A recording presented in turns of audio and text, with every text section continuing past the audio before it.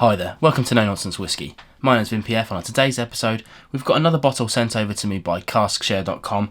It's a really cool website actually where you can buy bottles of whisky while they're maturing. You know, they call them shares, but really you're buying advanced bottles of whisky, and you can buy them at today's prices while you're waiting for them to mature. So it's worth checking them out. But yeah, check out the links in the description below if you're interested in checking that out.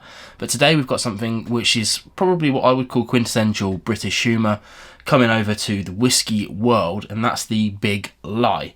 Now, you may have seen this knocking around. It was first released in 2022, so you might have remembered seeing it, but it's a bit of a poke, a bit of a joke at the ex-Prime Minister Boris Johnson as he left the cabinet and left kind of PM vibes. And obviously it left in some controversy. I'm not here to talk about politics today, but it left in some controversy for sure, and a lot of things happened during his tenure that a lot of the British people weren't very happy about. And this bottle is kind of like a little poke at that. And there's lots of cool little features on the label which go into that, which we'll go into a little bit today. But the whole point about this is it's a bit of a joke. So when they say it's the most dishonest malt going, then that's kind of true, but it's still just meant to be a bit of a joke. Now, things that we do know, stuff that they legally have to put on it. So legally they have to put on there that the ABV. So this is 57%. It's Cask Strength. That's legal. They have to put that on there. Now, the other thing as well is that they obviously can't lie about the age of this thing. They could say that it was 3 years old and get away with it, but they have actually put on here age umpteen years, which is a very British thing to say, umpteen. And they've put 9 in brackets, so they wouldn't be able to put that if that wasn't true. So that's another little truth thing here. A final one as well is that we have Highland blended malt Scotch whisky. Now that's an interesting one because I've seen a couple of different versions of this label now, and my one says Highland, but not all of them say Highland. That's an interesting one. But they wouldn't be allowed to call it a Highland blended malt Scotch whisky if it wasn't. So we know that at least 2 different distilleries are in this from the Highlands, so we can read into that as we like and do your searching as you like. Now we look at the rest of the information on here. So normally I don't read from the label, but I think it's funny to do today because it's fine. The next line on here is the perfect whisky for your cabinet, which of course is a nice double entendre for your whisky cabinet, but also the fact that in the UK we call our kind of like governing body, they have their cabinet around them. I'm not sure about the reasons behind that, but there you go, that's what they have. Location, maybe up north, maybe down south. That's a bit of a misnomer because no one needs to know.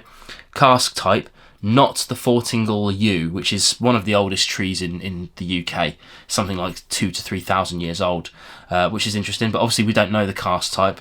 Bottle number, now here's another one because I've seen 2 different kinds of labels. Here it says unknown, of course.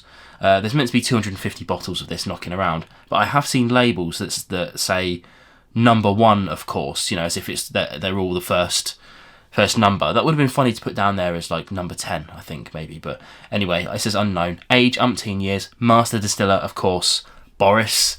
And finally, approved by Larry the Cat, which, all funny things. So again, if you don't know British politics that well, there's a well-known cat that lives at the home of the Prime Minister, number 10, Downing Street, and he's called Larry the Cat. And he's probably the most popular resident of number 10 Downing Street for some time. But again, not to touch on politics too much. Now, they have got some tasting notes for this. Again, normally what I don't do is talk about the tasting notes that they give me. I like to try and create my own ones if I can. But the tasting notes here today are a big whiff of a summer work party, which you'll know if you're into UK politics. There's champagne cocktails, cheese and red wine towards the end. All of these are pretty much fabrications, by the way. With water, there's old sauternes, Seville oranges, Chesterfield leather, and after a dram, there's no one to prevent you from sneaking down to finish off that hunk of cheese at the back of the fridge to complement this whisky. Again, master distiller Boris on the back.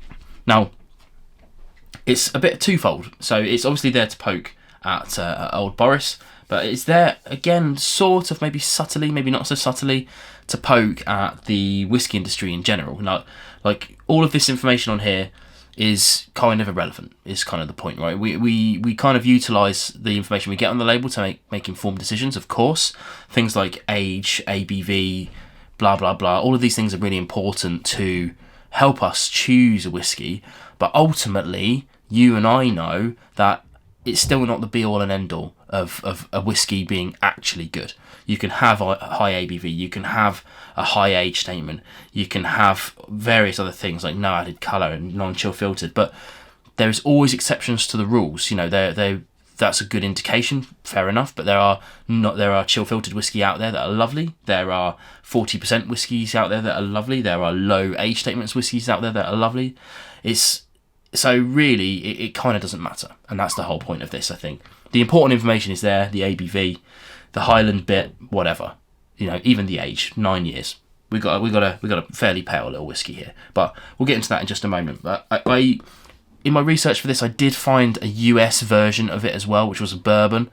Couldn't find any details of it being actually available, so it might already be sold out. But what I'll do is I'll chuck a link in the description below. So if you are in the US, which I know a good wedge of my audience are, there might be a whiskey out there for you. But you should also check out Cask Share anyway, because they have their own site in the US. So you don't have to import from the UK. You can still, if there are whiskies on there that you can't get elsewhere. But they have their own shop in the US, so you should be able to get kind of relatively low prices. Relatively. We'll see. Okay, enough of that waffle, and let's get onto the actual whiskey itself and see if this thing tastes any good, right? As I said earlier, we don't know about non-chill filtered and natural coloured, to be honest. That's not on the label. But, you know, I imagine it is, right? But they could have added some colour to this to make it a complete big lie, but it's quite pale, so one would assume.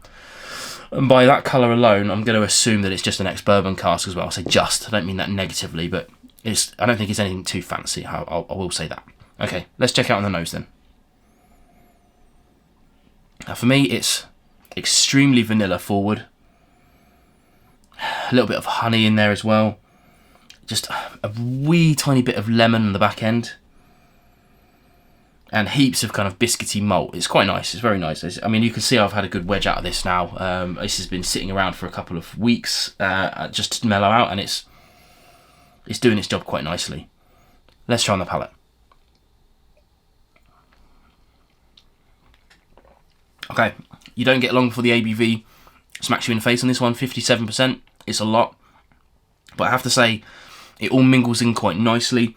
I'm getting kind of like a bright and vibrant, sweet, loads of vanillas, but it's more like caramelised vanillas. Dare I say, it's sort of like creme brulee vibes. It's got a big floral back end to it, and that kind of like goes out into a finish that is quite big on ABV and quite peppery as well. It's nice and spicy, let's say. Now for me, that's a tidy malt. It's 60 quid, 57%. You can only get it from Cask Share, so that's it. You know, I don't know, maybe you could get it from auction or whatever, but we're not talking about that today. So, yeah, it's not the cheapest whiskey in the world. No one's kind of saying that it is, but I think that the flavour profile I'm getting on this is very enjoyable, but also it's supporting a small business, but also kind of supporting a little bit of comedy in the whiskey world. And I don't think there's quite enough of that. There are some bottles out there that are doing these sorts of comedy things. Whiskey Sponge is a good example. But yeah, I think it's good to support these kind of like these comedic efforts, I think. But for me, it's a bit of a winner. I'm enjoying it, and I'm certainly going to enjoy the rest of that bottle. And if you see me at a whiskey club anytime soon, I'm probably going to have this on me.